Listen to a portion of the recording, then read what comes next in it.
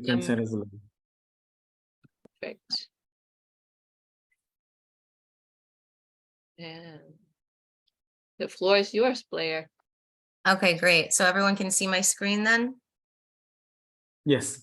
I Okay. think so. Basically just to reintroduce myself, I'm Blair Ribeiro. I'm a senior grants and contracts administrator for Georgetown University.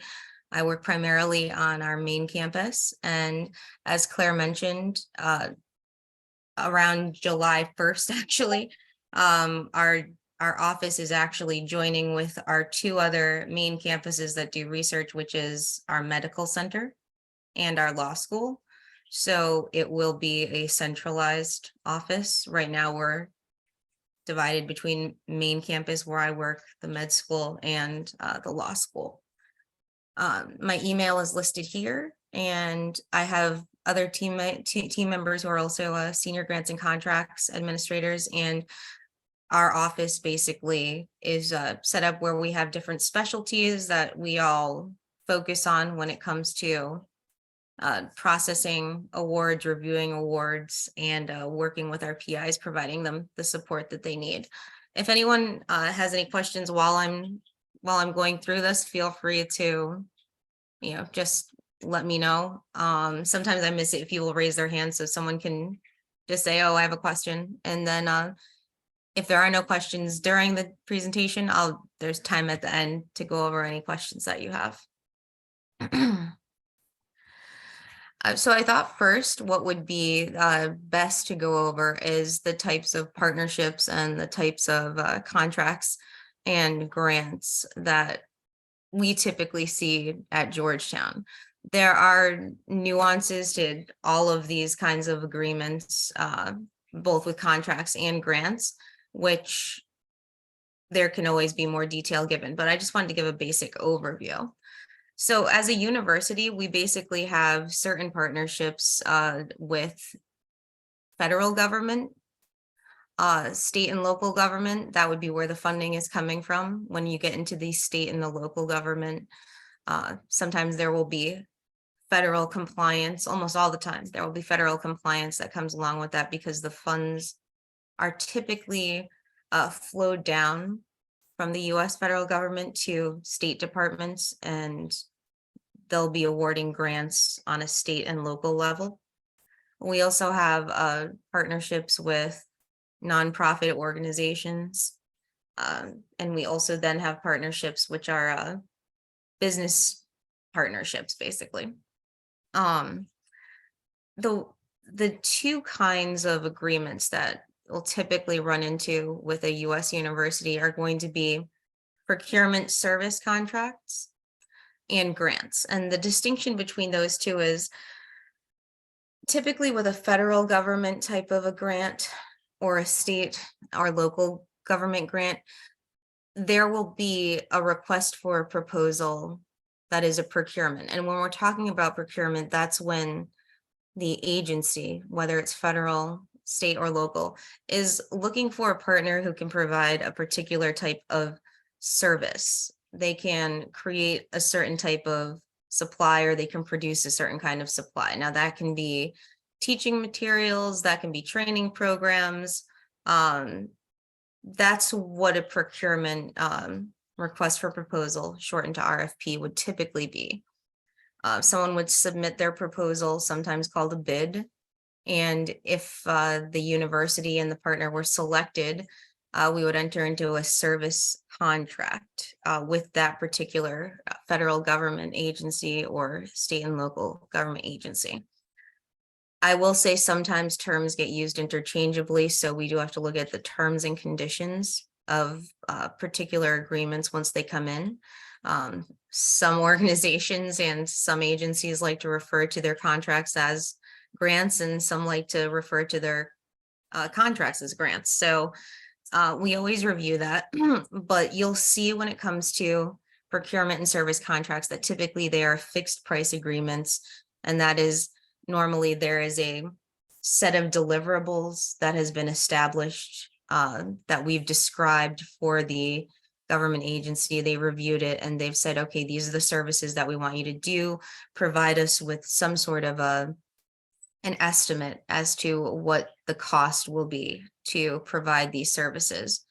And you can break those down over a particular timeline. And a fixed price agreement says that we'll pay you back for that work done up to a certain agreed to amount that would be listed in the contract. There are a few other kinds of contracts. Some are for time and materials. That's when they're going to reimburse you regardless of, maybe up to a certain amount, but for the time and materials. And then there are some that are cost plus, which is however much it costs, we'll pay for this. And if there's some sort of extenuating circumstances, or we find that something costs more afterwards, that can be added on to the funding amount that was agreed upon. Typically, though, you'll see fixed price agreements, and that's mostly what Georgetown tends to deal with. In terms of grants, which is much more what I work on, the way that the federal government and the state and local governments, and I would say too, like a nonprofit organization would typically look at a grant, is it's a way for either the government or the nonprofit organization to fund an idea, to fund a project that in some way is going to provide some sort of, innovative service. It's going to stimulate the economy. It's going to allow people to develop new ideas. There's recovery initiatives if there's some sort of either economic crisis, or if there's perhaps like when we've had hurricanes and different crises, like COVID, for instance. There'll be grants that go out for particular types of research that is going to benefit the greater good. Now, a grant is usually cost reimbursable, and that's the distinction that we see from a fixed price agreement.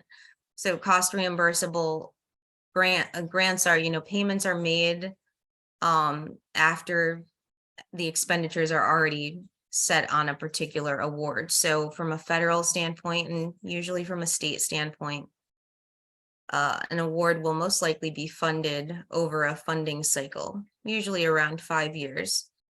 You'll know that you most likely are getting, say, $1 million, but in year one, you might get $250,000. And you will have someone who is a grant manager keeping track of the expenses, making sure that they are actual activities on a project that can be charged to that particular grant. And you'll submit an invoice and you'll be reimbursed for that, or you'll get your awarded amount of money for that year to spend.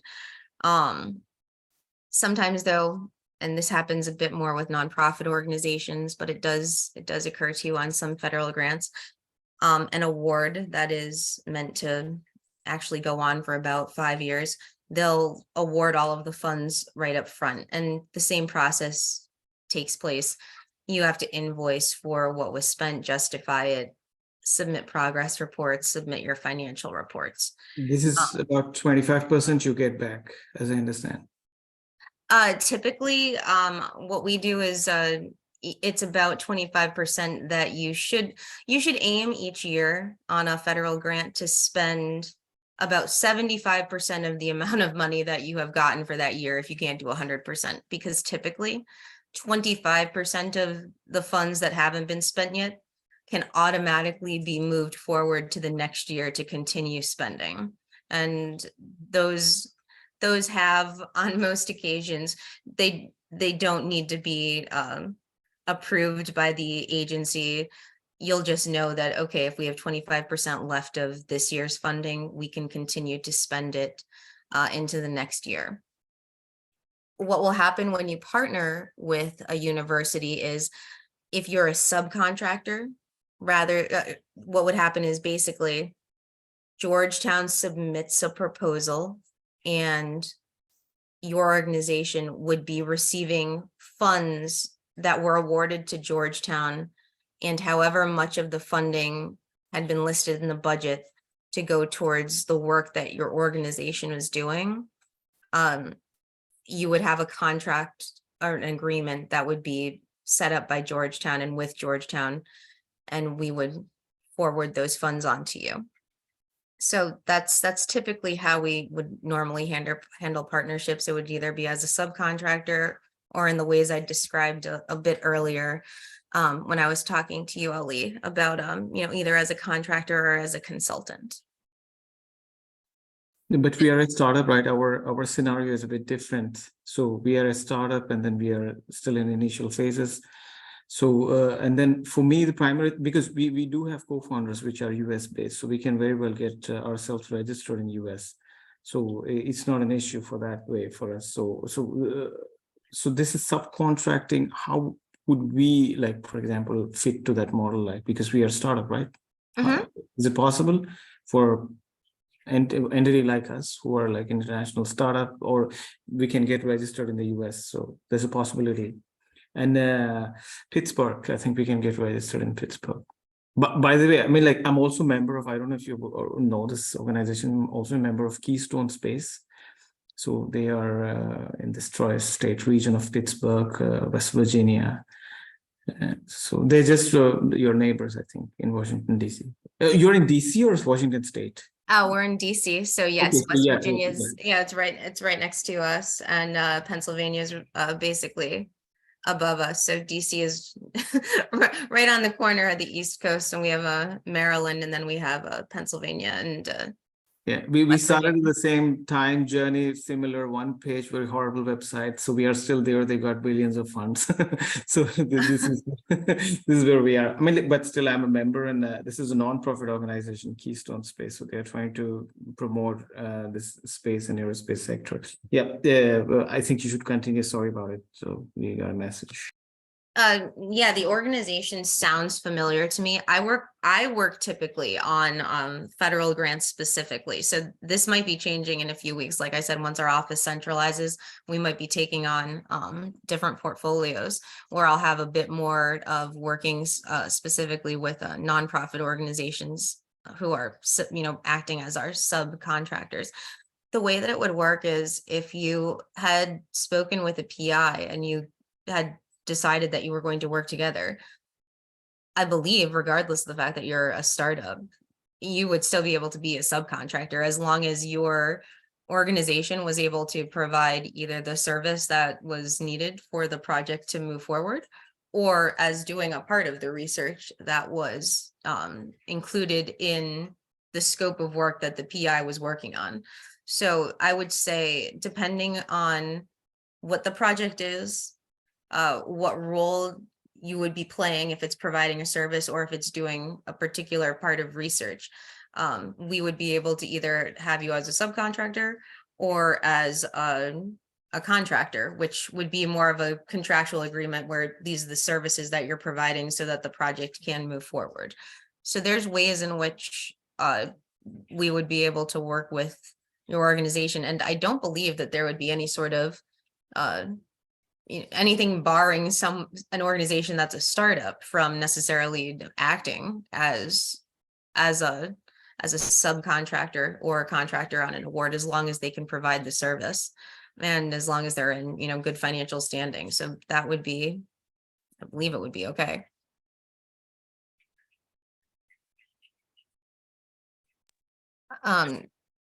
If you do you need me any other details on that, just let me know. Please go ahead. I mean, I think this is getting recorded for others as well. I don't want to disturb. So Okay. yeah, please, yeah. So moving on to the next important things that I think are important to recognize about working with a university. And I think this is actually beneficial to any organization that wants to partner with a U.S. university. Universities, first and foremost, have a research priority where they're guided by a principle where what they're doing is providing education and doing research that's it's always focused on advancing lives and livelihood through teaching, through research, and through public service. And that's the mission of most universities across the board, but it's definitely the mission of Georgetown University. And that mission aligns with what we've submitted to the government to allow us to keep our 501c3 tax exempt status. And it's very important that we make sure that all of the work that we're doing is in line with providing teaching and research and public service that can be disseminated for greater consumption so that people are able to look at the results of the research, work with the data that has been gleaned from the research, and, continue to progress forward. Not doing that and, entering into agreements that restrict our ability to share some of the information that we gather from the research that we do for educational purposes, would actually put our 501c3 status in jeopardy. So the benefit of that is tax exempt status allows us to negotiate with the federal government and to have certain clauses included in our agreements that allow companies and nonprofit organizations that are working on the projects with us to retain ownership of the data and the information that we are able to gather from the research that's being done. And that's not always the case, in business partnerships where the agenda is set by a for-profit sort of model. And so it's very beneficial, I think, for people to be able to maintain control and to be able to hold the ownership on any information or IP that is developed from a particular project. So I think that's a benefit. And I talked about this a little bit here. By partnering with a university, you're able to leverage our 501c3 status. And that's very helpful in negotiating terms and conditions that sometimes come down the pipe with award funds and grant funds that may come from a nonprofit or perhaps a business where they're less likely to want to have a university be able to maintain ownership over their intellectual property. So it's a benefit, I think. And I just included here down at the bottom, I know that the terms nonprofit and 501c3, you might start to sometimes hear them as potentially interchangeable. They are used interchangeably, but there's a slight difference between the two of them.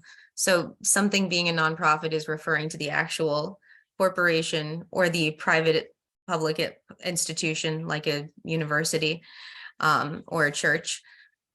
Whereas 501c3 is actually the status that you maintain that has to do with a tax exemption and us being able to negotiate a federal indirect cost rate that we can apply to our grants.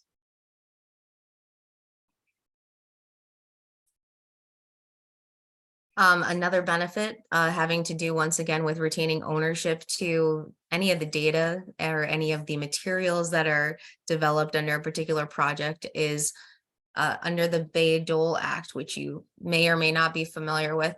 It's basically incorporated into federal agreements and by default into state agreements where the funds originated at a federal level and were flowed down to the state or local government. Which allows for a university to actually retain ownership over their intellectual property. This is something that foreign agencies most likely aren't going to get on their own if they themselves are trying to submit a proposal directly to the U.S. government. Also, U.S. Organizations obviously have more access to more funds than, say, an international organization trying to directly submit a proposal or request funding from the US. And on our end as a university, we're looking for partners to research with, because as a nonprofit and as a private institution, our funds are not, they're not as expansive as a private companies maybe. So we're looking for partners who may be able to partner with us just so that we can share information or share data, perhaps on AI technology, perhaps on cybersecurity, where those sort of partnerships end up benefiting both parties. So I think that working together, there are certain certain positives that both the university and the European Innovation Company would actually benefit from.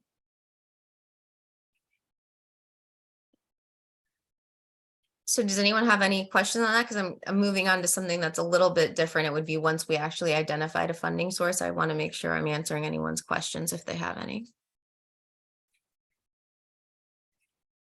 Okay. So I'm moving on to a part where I'm assuming right now in this scenario that we would have established that we're going to work together as partners. So once you've identified the university, Georgetown in this case, as your partner, what we'll do is we'll have to go over based on the country where this particular innovative company is coming from. If there's any sort of export control issues that we may have, and those are always changing and always being updated, especially right now in the US, we have a few new restrictions on certain countries that we're able to actually share materials with for security reasons.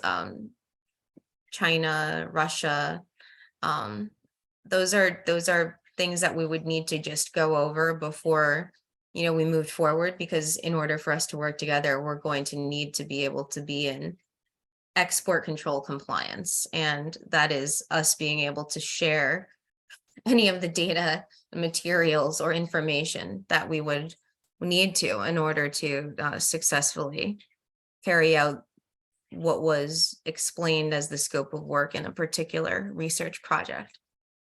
Once those are established, that we're going to move forward, what we're then going to do is we're going to go over the funding announcement and just some helpful acronyms. You'll see the term FOA, that typically stands for the Funding Opportunity Announcement, or RFP, Request for Proposal. You might see an RFB, Request for a Bid. As I mentioned on the first slide with procurements, you'll see a request for a bid, perhaps. So what we're going to look at in the funding announcement are obviously the big deal things, which are the specific deadlines, what a particular organization needs to have registered for. The benefit of working with a US university like Georgetown is we already have a SAMS number and a DUNS number and a UEI number, all registrations that basically are needed in government systems that allow you to be able to submit proposals to any of our US government agencies. So we already have that. So by working with a US university, you may not have to worry about, and I think this might be really helpful for a startup that might not have everything set up on the US side to just be able to move forward as a subcontractor or as a contractor or a consultant. So we're going to go over making sure that everything is set up so that we are able to submit this proposal on time without any caveats or problems. We're going to look at the communication requirements. And by that, I mean, there are some federal agencies and there are some state and local agencies where it specifically says in a grant opportunity, if you have specific questions about anything in the RFP or the funding announcement, you need to submit those questions in writing. They don't want to be contacted telephonically. They want everything by email, and sometimes there's a certain date by when we would need to submit those questions. So we're going to want enough time to be able to look through the funding announcement and making sure that if we have any questions, we can send those to the sponsor and we can, you know, potentially get the answer back so we can move forward with our submission. We're going to look at any questions that might be coming up about requirements such as pre-proposals or letters of intent. There are some both federal, state, and local opportunities, as well as with nonprofits, that require you to submit a pre-proposal. Basically, that's when they want to somewhat screen maybe like a summary of, you know, what you presume your budget is going to be. what you're proposing you would like to work on. And they'll screen the pre-proposal and they'll let you know if you should submit a full proposal or not. Some require a letter of intent, just letting the agency know, yes, we are going to be submitting a full proposal. And those are usually due between 2 to 4 weeks before the actual proposal is actually set to be submitted. Sometimes with a pre-proposal, it's almost 2 months before a full proposal can be submitted because they need time to be able to notify you that you've been selected to move forward to the next step of submitting a full proposal. I would also caution giving time for, there are certain government agencies that we've run into recently, especially if we're looking at anything having to do with our Department of Justice. Their federal proposal process is a bit onerous in that it requires submission on several different grant proposal websites. That's something that someone in my position would be managing.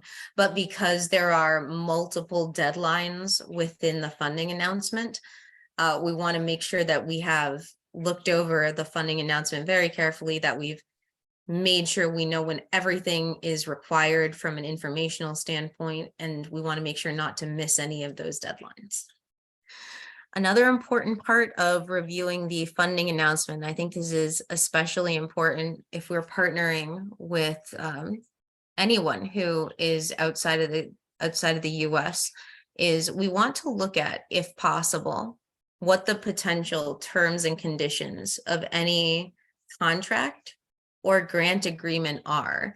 And by that, I mean, not only just things that have to do with what is an allowable cost, if we can charge travel to something, if we can charge for registrations, but also things that have to do with intellectual property rights, who owns any of the information that's needs to be licensed, perhaps, that's developed from the research on a project. Those are things where we want to go through the potential terms and conditions and note things that might be problematic for an organization, things that if we are awarded funding, we would take exception with and reserve the right to negotiate. And that's where doing a cover letter with a letter of exception is very helpful, I think, because we're being as transparent as possible. We're letting the sponsor know, here's what we can offer, here's the project that we're proposing. However, if we're going to work together, here are some things that we note about your organization that we may need to negotiate or discuss, once an offer is made to us, for funding. And some of the things that I mentioned that we would be prioritizing as a university to negotiate and make sure are acceptable terms, which I think are also beneficial to anyone who's subcontracting to us, is what I have listed here. So the reason why we would want to negotiate terms about indemnification is we want to make sure that everyone has the proper insurances in place, that, we're not going to be charged or held responsible for certain things that are not necessarily, something that we should have to cover from an insurance standpoint. Confidentiality, we understand that, there's certain data that might be sensitive being shared from, say, your organization developing technology. We need to make sure that there's a confidentiality clause that's in all of our agreements so that everyone is protected from a standpoint of, this is confidential information. We're providing it only for the purposes of this grant. It's not meant to be shared publicly. Publicity, whether or not someone wants to have it posted that, funding is being received from a particular company working with a particular university.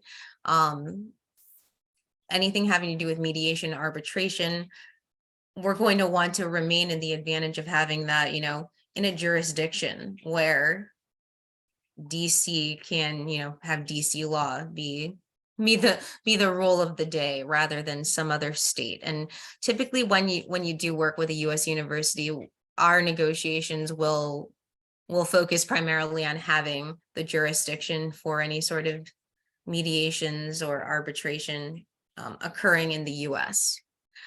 Intellectual properties and licensing, as I mentioned, that is always paramount for any sort of a university, because we need to have the right to share the information that we've gleaned from our research or use it for the basis for continued research.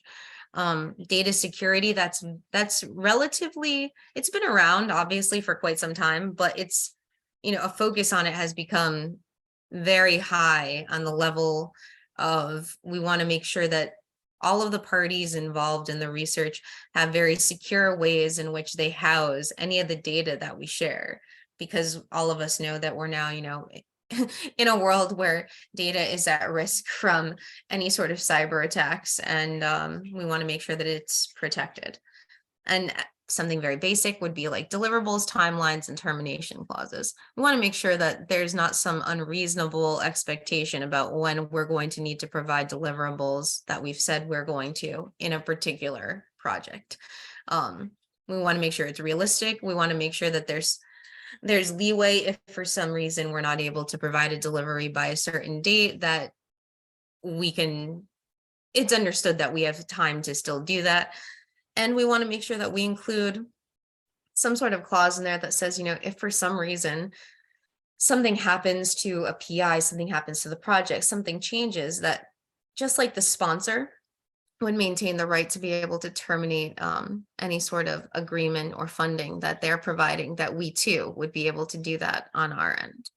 And any terms that are negotiated in the primary agreement, so that would be the agreement that would come to Georgetown University, would then be flowed down to anyone who is a contractor, anyone who is a subcontractor, and anyone who is a consultant on the agreement. And that is how the European Innovator benefits from the negotiations that our team does on that primary agreement with whatever entity, whether it be a federal agency, a state and local agency, or a nonprofit organization, or a business at times, that the benefit always flows down to all of the parties who are involved in the research.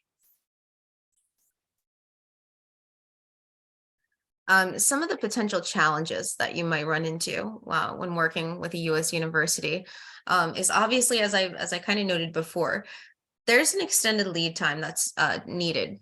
We always like to have as much warning as we possibly can that someone is interested in submitting a proposal, because the more time that you have, the better quality the proposal is going to be on all fronts. But once you include an international component, we want to be able to vet any conflicts of interest, any publication restrictions, any sort of, foreign national restrictions, anything with export control. We can't look at this and say, you find an opportunity today, and if there were any sort of, possible challenge that, had to do with a conflict of interest, we're not going to be able to fix that if the due date is next week. So, we want to have as much lead time as possible.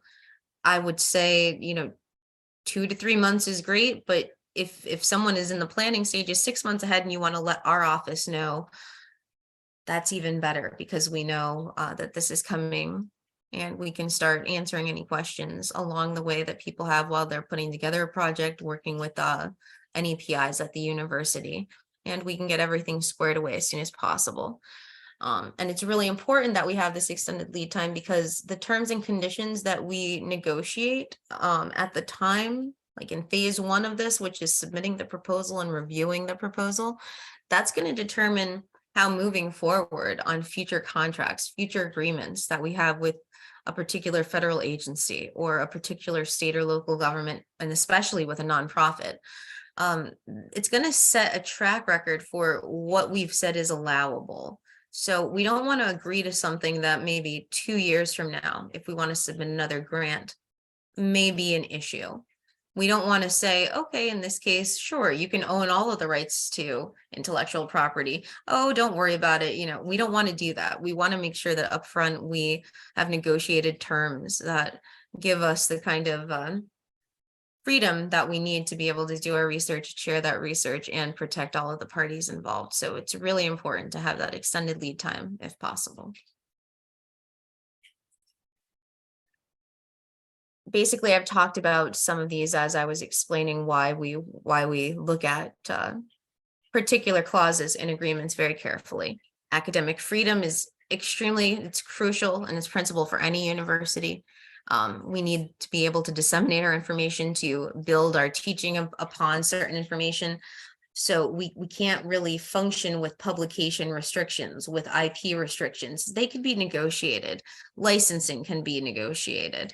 And if we find, and I have seen this before, because before I worked for Georgetown, I worked at Cornell.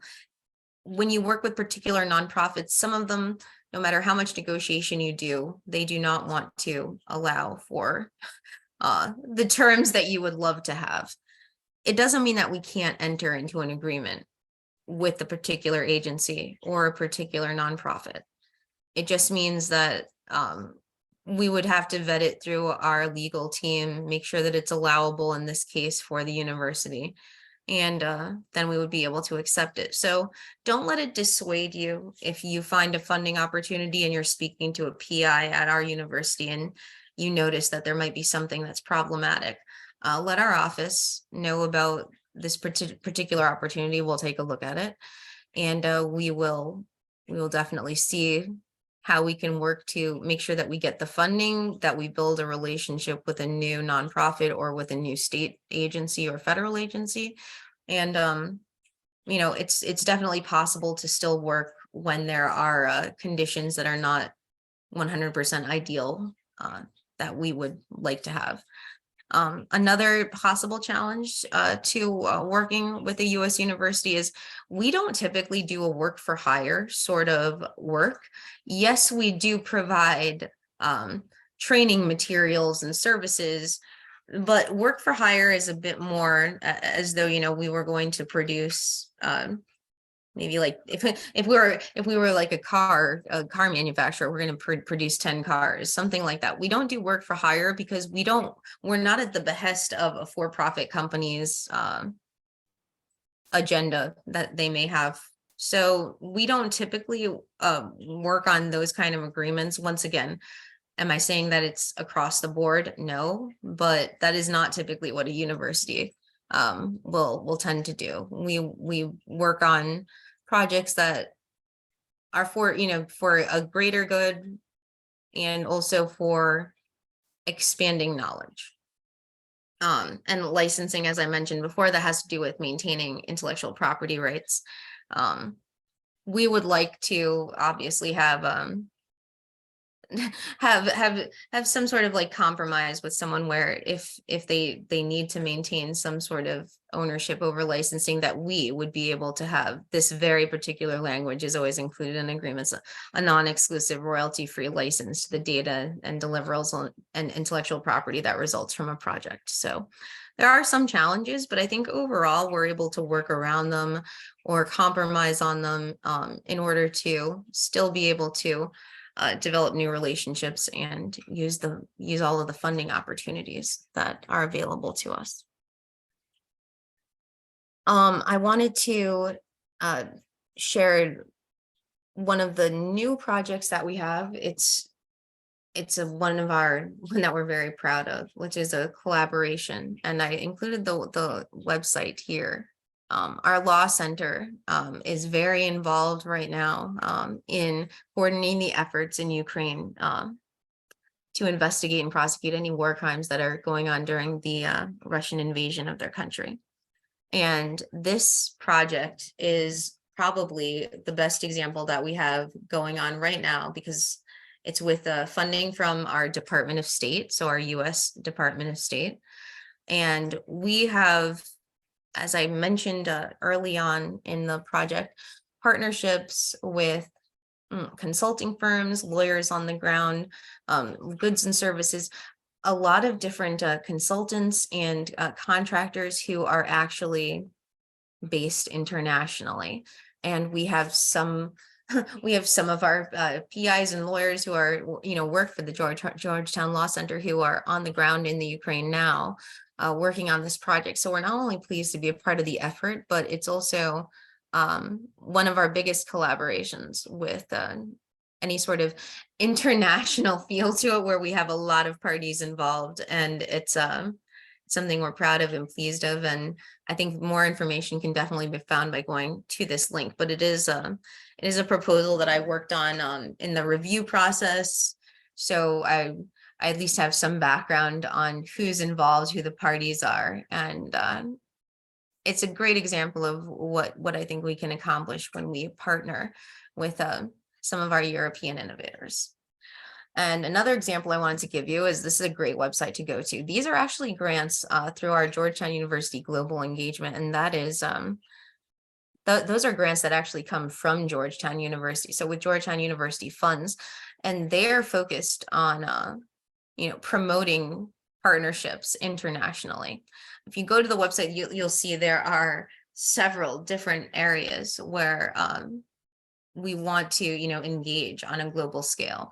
And we basically, what they do is it kind of brings together scholars from the US with scholars and students from other countries who are going to work together to do research and to train and to really touch on different global issues in many areas of many of the areas that I can't even think of right now, but it's a really great opportunity. And I think it's really interesting to take a look at. And once again, those are actually grants that if you were speaking with a PI at Georgetown University, they would come from Georgetown University, and they would fund different kinds of research and different kinds of outreach and teaching opportunities that really promote global collaboration. So that's the basic presentation. So now I want to open it up to any questions that anyone might have. There's a lot of information there that I shared.